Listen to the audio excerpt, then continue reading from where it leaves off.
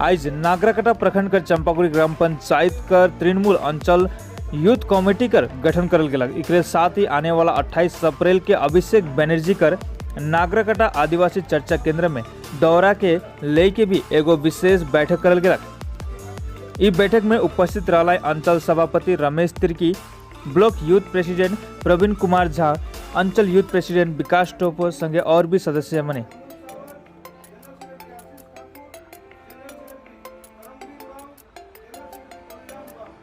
2011 से शुरू कर लीजिए, अभी तक जितना बगान में काम हुआ है सभी तृणमूल कांग्रेस का देन है। इसको हम लोग को प्रचार में लाना पड़ेगा।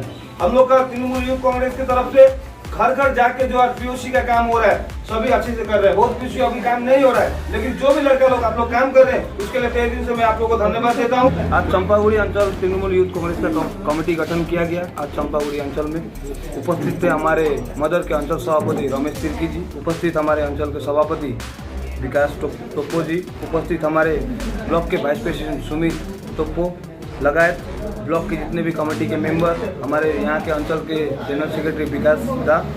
आज 51 जन का कमेटी यहाँ पर गठन किया गया है। इस कमेटी को हम लोग जिला सभापति सम्मान्य सेक्रेटरी जी के पास में भेजेंगे। इसको अप्रूव होने के बाद में एक और प्रोग्राम करके सभी को संवर्धना के साथ हम सभी आने वाले पंचायत इलेक्शन के लिए ग्राउंड फील्ड में उतरने का काम करेंगे।